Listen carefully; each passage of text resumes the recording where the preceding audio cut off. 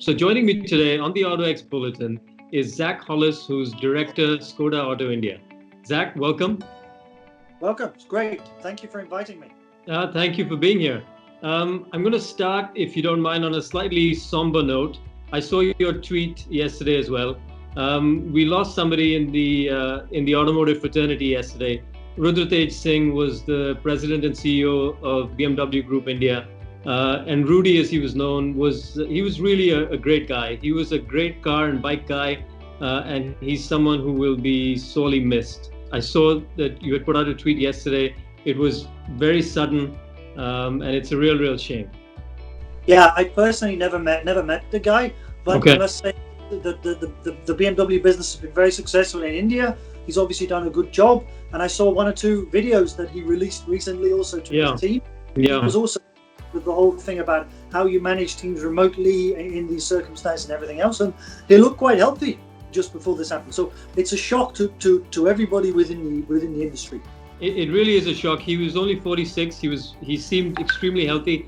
I've been fortunate enough to interact with him quite a bit over the past year, and he was the kind of automotive CEO who would be very open to feedback from folks like myself. And that's quite rare when you reach sort of that high up. It's quite rare to find that in a CEO these days. So he's somebody who I managed to develop a rapport with over the past year, and I really miss him. So it's a shame and it's a shock. When someone is taken from us clearly way before their time as well. Yeah. So Zac, you're in Europe right now? I'm in Prague. Yeah. You're in Prague. How are things in Europe at the moment? I think it depends. If you look, some of the countries, I think if you look to Spain and Italy and the UK, they have a lot of cases. But what is starting to happen is they are starting to plateau. And this means that the countries are starting to get on top of things now. Yeah. And they're now talking about how do you lift this lockdown. Yeah. And of course, what you don't want to do is to lift the lockdown and then find it comes back again in a second wave. So there's a lot of discussion happening in the press in Europe about how you lift the lockdown. The Czech Republic closed down the country very quickly, similar to India has done, and actually they now have daily cases actually not increasing at all. They're actually coming down slightly, and they're only like 100 a day. So they seem to have done a good job, and then what they're doing now is looking at again how they open the country up.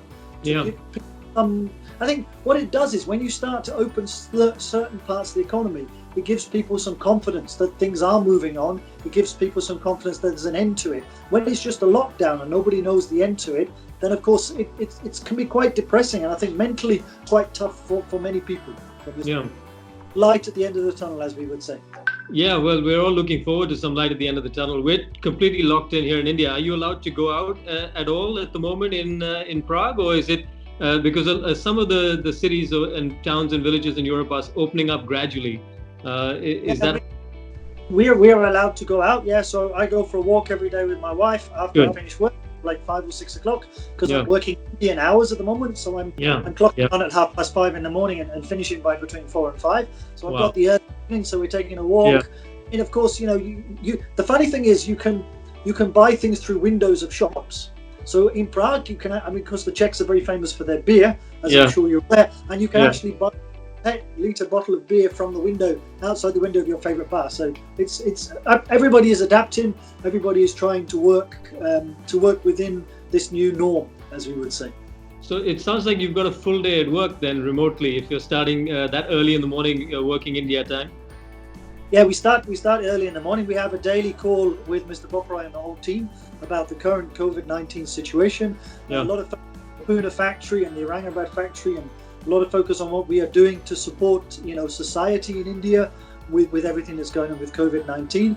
And then, of course, I have daily meetings with my whole team.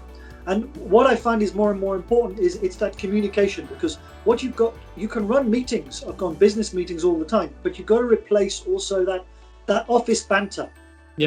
Where you're going into the office, you're shaking people's hands, you're having lunch with people in the office, you're drinking coffee. You've got to replace that social side, like what did you do at the weekend and all that.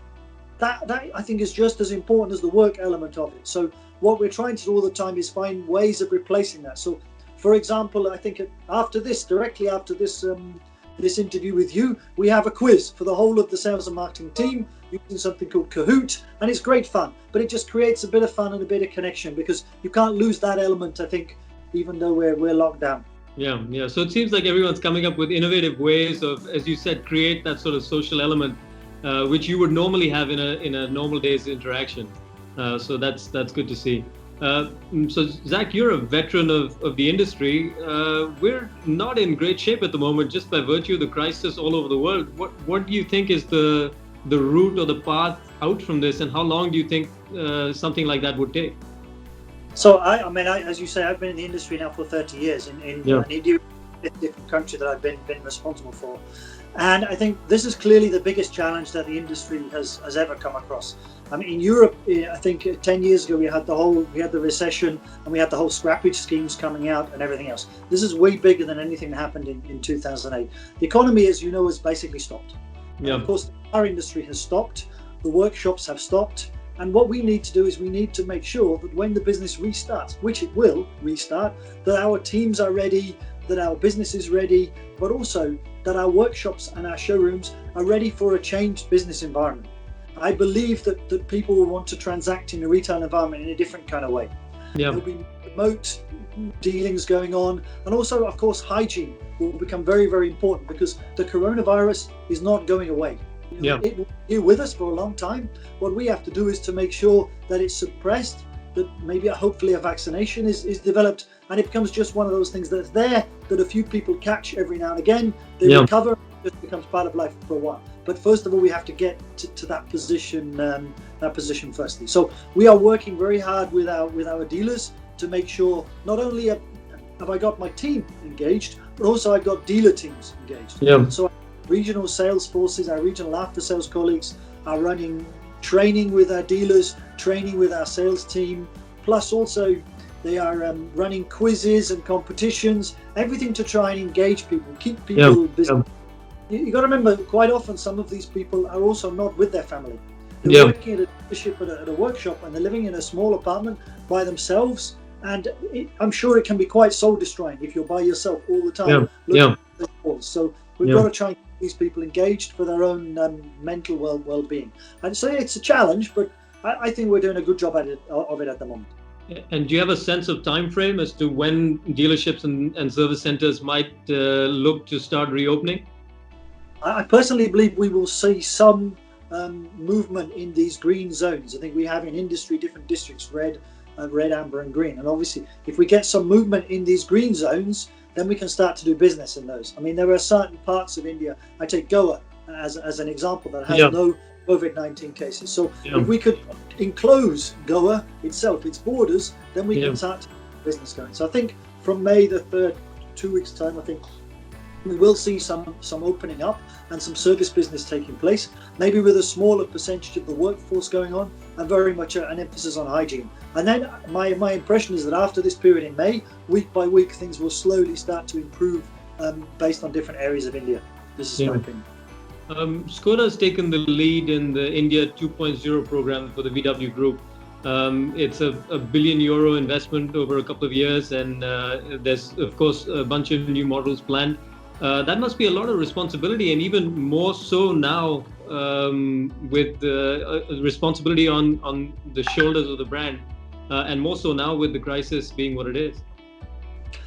Clearly, I mean, it's very good that Skoda has got this lead and this responsibility, and the management in Malada Boleslav are, in my opinion, doing a great job of leading the brand in India, and from the whole production side of it through to the sales side of it. What we've got to make sure now is that we deliver these cars on time. Now that clearly is a challenge, because we're reliant on bringing specialist knowledge from Europe in terms of production and gearing up the MQB factory. We're also reliant on bringing tools from certain countries around Europe and also in other Asian countries, which are not. And these tools are needed for our production lines. So there will be some impact. But what the challenge the team have taken on is to make sure that they try and stick to the rollout plans we have, which is in Q2 2021 for the first car. At the moment, we don't see a risk, but of course anything can happen, and we're working all the time to try and get the parts and components over, and also to try and bring the specialist knowledge and expertise in as soon as we can. Yeah. And even from a investment standpoint, I'm sure all boardrooms across the world will be looking and scrutinizing every single investment decision planned, and even ones that have already been taken. Any change or any potential for any change to the plan that's already been put in place? And that, of course, is the responsible thing for any organization to do, to look at their investments, to look at their cash flow, and look at their liquidity, and make sure they're prepared for the future. And we've got to preserve something, and we're paying our employees is very important, etc., etc. Yeah. But in terms of the investment, majority of the investment for India 2.0 has been made. It's been made, it's done. The production, the houses, the factories are being built, are in the process of being built. Now, we have been told this investment will be protected. So India 2.0 has been protected, but myself and my whole team will look through our costs line by line and work out where we can make savings, because this is the responsible thing for a management team to be doing in the current environment where, of course, we have no income. Yeah, yeah. So we know that the production version of the Vision IN concept, which was shown recently at the Expo and the day prior, will be product number 1, as you say, Q2 of next year. What is the second product on the MQB AOIN platform? So the second product is a sedan. It's a mid-sized sedan. I have seen the car. It's absolutely fantastic, and I think it will actually stop the reduction in the sedan segment that's happening in India. A beautiful car, and again, we will bring that before the end of 2021 as well. Okay, and as you said, both these plans are still on track for next year. As of now. They are on track as of now, yes. And you've also got the Karoq, which was due for launch, and the superb facelift. So a lot of action in the meantime as well. Is that going to be on schedule as well for the most part? I mean, obviously deferred until things start opening up, but on schedule for the most part? We had a really good plan. We had a plan that was to roll all these cars out one by one, to launch them, to invite you to test drive events, to get interviews, to really do. We were some great launch planning all in play, and they were taking place one after the other. Now clearly all this is gone, and our plan now is to launch all 3 cars together as soon as we can, literally as soon as we can. So if you look at cars like Karoq, this, as you know, is a CBU, an imported car. We have around 400 cars already in the country, and the rest will come from the factory as soon as the factory reopens, which will be, I think, next week or the week after. So we have no issue with the cars coming over. Superb facelift is being produced in Aurangabad. And the really important car for us is the Rapid TSI. We already have cars produced before the lockdown happened, and of course we will go back up again, and production will restart as soon as we can after the lockdown. And that has a great 1-litre TSI engine, 6-speed manual gearbox. So I have absolute confidence in that car going forward as well. So then we have new products. This is also important. Despite the fact that we're in this bridging period before India 2.0, we're still bringing in new products. And in the post sort of BS6 era, you're switching to TSI petrol engines and petrol models. Do you think that'll see any change in terms of demand or perception? Because your diesels have been very strong all along. They have. I think there's a number of things here. I think firstly, the market is moving itself away from diesel towards petrol, partly because the business case for buying a diesel is not what it was from that point of view. The fuel cost is changing, and of course the TSI engines are very efficient, particularly the small 1-litre TSI engines, where you get more power than the outgoing 1.6 petrol engine, but with 25% more fuel efficiency, with lower maintenance costs, and of course a lower purchase price. When you put together the lower maintenance costs, the better fuel efficiency, and the purchase price, the cost of ownership of a TSI, small TS car with a small TSI engine like the Rapid is actually virtually the same as a diesel. So this argument goes away from that point of view, and it's up to us to get that message across to the salespeople, and up to us to get that message across to the marketplace, so we don't lose any sales. That's the challenge I've set the whole organisation on Rapid. I want to sell as many cars every month this year as I did last year without diesel. Now clearly it's a challenge, but I believe with this 1.0 TSI engine we had every chance of doing that. When we look towards the bigger cars, which have always had TSI engines, the mix has been around 70% anyway. If you look at cars like Octavia and Superb, they've been 70% petrol anyway, and so I'm not so worried about those going forward. But actually cars like Kodiaq, I would like to, if I can, still have a diesel car for Kodiaq. Initially we'll launch it with the petrol, but we're still working on possible diesel alternatives for the bigger car. One of the things I have to say about diesel is you have to not only be ready for Barrett Stage 6 with diesel, you have to be ready for the next stage of Barrett Stage 6, which comes into 2023 as well. So it's quite complicated. Do you think that with all that's going on with oil prices, there might be another spanner in the works? Because so far we've been seeing sort of fuel prices going up.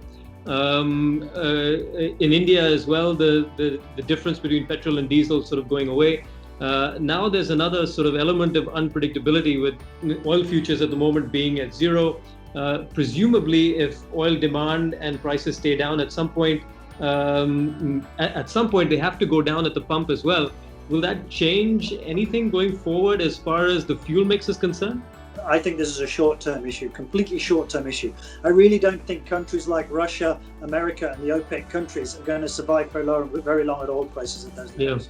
Really, they will reduce supply to get the oil prices back up again. And of course, let's not forget here, the whole economy is not using oil. We are not flying anywhere. We are not driving anywhere. Our factories are not burning fuels either. So by definition, we are not using the oil. Of course, as soon as the markets pick back up again, then oil demand will pick up. It's a short-term thing. I don't think this has a long-term impact on the prices. I saw quite a funny joke someone sent earlier on. It says, I think this whole oil price thing is fake news. I went to the petrol station and it was still 69 for a litre. I don't understand. Yeah, that's right.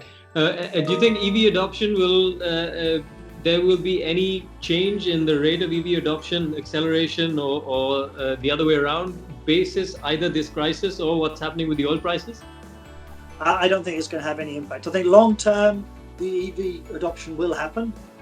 But of course, it needs government policy to make it happen, and it needs infrastructure in place. And I think also in India, we need batteries to be manufactured in India, because then, of course, we can bring the prices down. Then the whole thing is much more affordable. At the minute, what we've got in India is a few niche models for early adopters. And that's basically what we've got. It will continue like that for a while, and then the market will eventually pick up. But if you look at markets like China, where I spent the last 4 years before I came to India, where we have very high demand for EV cars, is where the government subsidies are there. And the government, and even in China, they're reducing the subsidies now because they can't afford to be paying those levels. It will come. It will come eventually. I'm convinced of it. I don't think this is going to have a bearing on that in the long term. So I can't talk to you without bringing up the RS, because I used to own the first gen Octavia RS in India, and I absolutely love that car. The current RS, the 200 units that you've got, are totally sold out.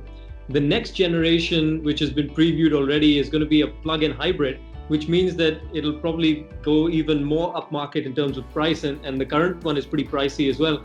What's the future for India for the RS? Because when I owned the first gen, it was affordable, relatively speaking, from a performance standpoint, but it's sort of going up in price, and it seems like it will continue to do so. So what is the future for the RS in India? The RS has been tremendously successful in India. It has a hard and fast following, and when we opened the orders, within an hour we had sold 100 cars. And I have to say here, I can say here publicly, there are still a few cars left. There are still a few cars left because, of course, the lockdown has happened, but there are a few cars left. But let's see. But I'm confident that we will sell the 200 cars very quickly anyway, so this is not an issue. When it comes to the long-term issue on RS, what we had to bring in now was FPUs. And by bringing in FPUs, of course, we limited the volume behind it, because that was 200 was all I can get. And of course, the price went up because we have to pay the import duties as well. To get an affordable RS, we've got to localize it. This is a real challenge with the volumes that are involved going forward to be able to localize. So RS could always be on Octavia a niche FPU type product. I think it would be very difficult to me to bring that on a localized basis. However, I really like the RS brand and the RS badge. So, and if I could localize something with RS, then it would be amazing. But with Octavia, it's difficult to do. Yeah. So your profile picture, and also I saw a tweet of yours today or yesterday, you have a 1962 Skoda Felicia, and my wife's grandfather actually had a 1949 Skoda 1100. When he was in Switzerland back in the day, and he actually brought that car to India when he was posted back in India and left it with some family, and then the whereabouts of it are completely unknown. But your car is in Prague, or where do you keep your car? My car is in a museum in Liberec.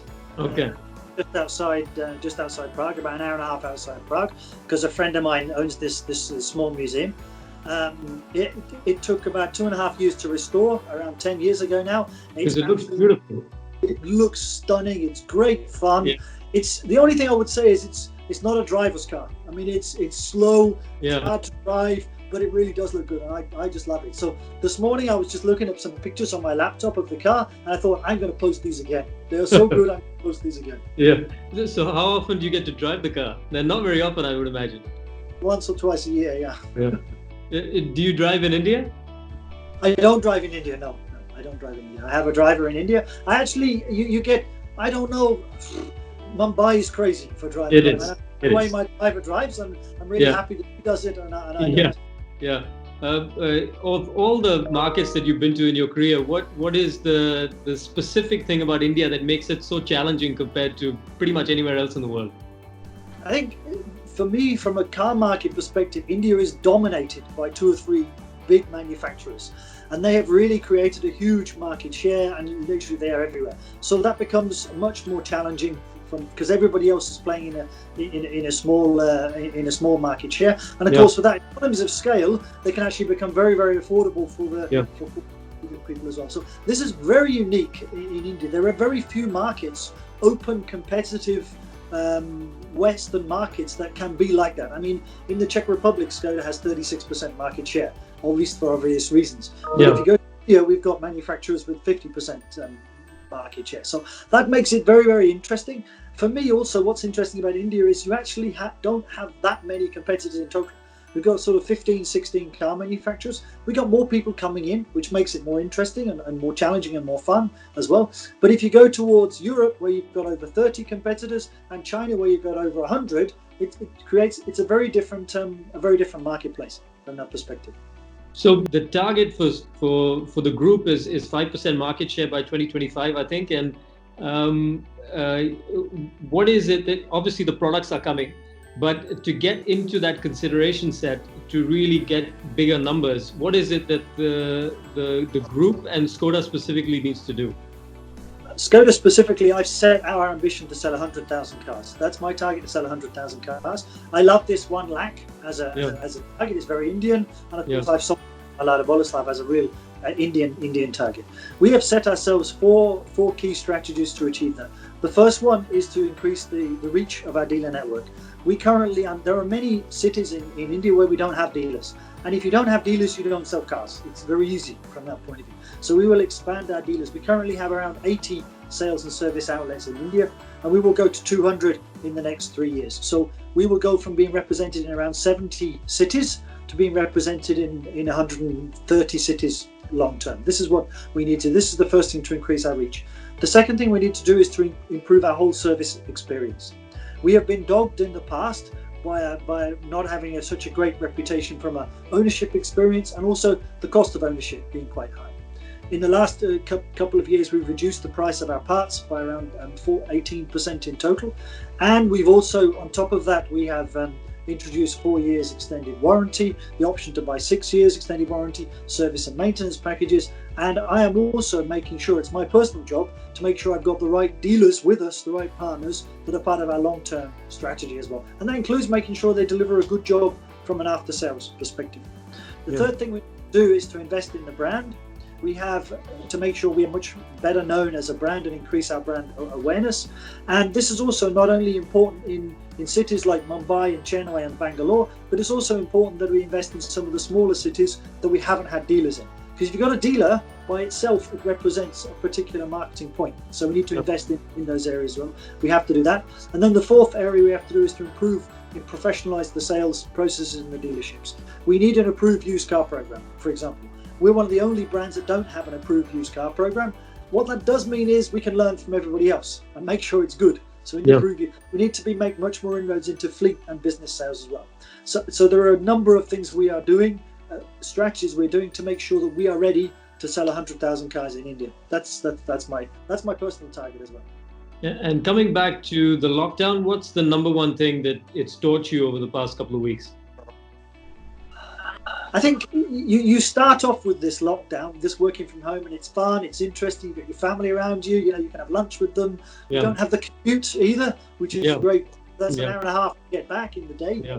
But after a few days, you miss the camaraderie of the office. You miss the chat. You miss having lunch with your colleagues. I miss the business trips, you know, visiting dealers, shaking hands with technicians.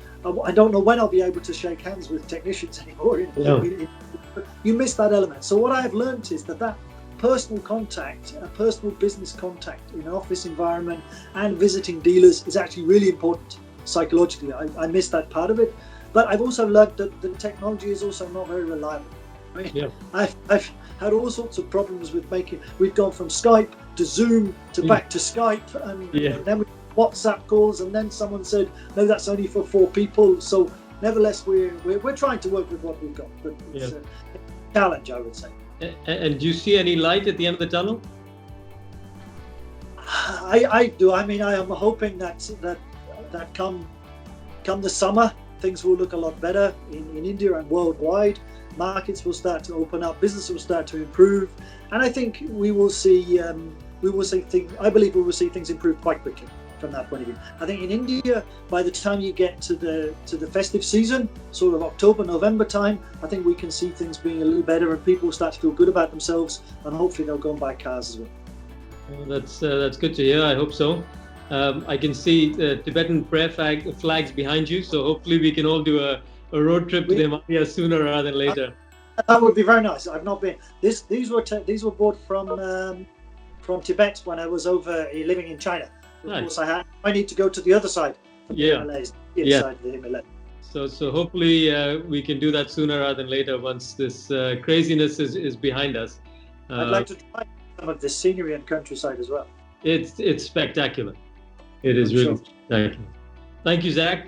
Stay safe, and look forward to seeing you in Delhi or Bombay sooner rather than later. My pleasure. Meet up again soon. Thank you, and thank you for joining us again. Thank you. Bye-bye. Cheers.